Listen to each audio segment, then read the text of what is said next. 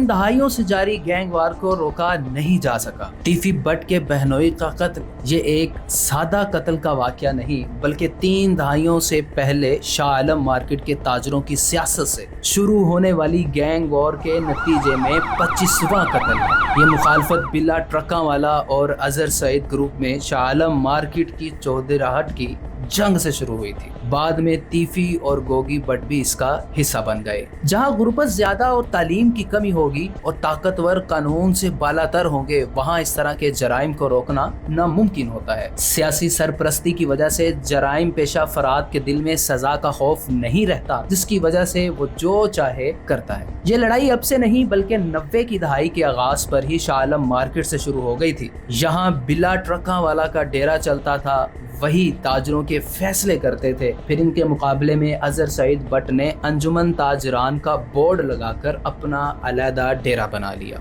यूं वो बिल्ला ट्रका वाले के मुकाबले में अपना ताजर ग्रुप खड़ा करने में कामयाब हो गए। गवाल मंडी में तारीफ गुलशन उर्फ तीफी बट और उनके बड़े भाई अतहर गुलशन और कजन अकील बट उर्फ गोगी बट खुद को पहलवान कहलवाते थे। जब ताजरों के धड़े बने तो इनका ग्रुप भी अजहर सईद ग्रुप के साथ बिल्ला ट्रका वाले के मुकाबले में साथ मिल गया। फिर तीफी और गोगी ग्रुप ने बिल्ला ट्रका वाला के 2 बंदे अपने साथ मिला लिए और उनका पहला झगड़ा ताजरों के इंतखाबात में हुआ। कुछ अरसे बाद बिल्ला ट्रका वाले का कत्ल हुआ तो इसका इल्जाम तीफी और गोगी बट पर लगाया गया। उसके बाद टीपू ट्रका वाला जो बिल्ले का बेटा था, उसने बाप का बदला लेने की ठान ली। जब तीफी के 2 बंदे कत्ल हुए तो उसका इल्जाम टीपू ट्रका वाले पर लगाया गया। फिर कुछ साल पहले जब टीपू ट्रका वाले को लाहौर एयरपोर्ट पर दुबई जाते हुए कत्ल किया गया तो इसका मुकदमा भी तीफी और गोगी बट के खिलाफ दर्ज हुआ। उसके बाद भी तीफी और गोगी बट के कई बंदे कत्ल हुए।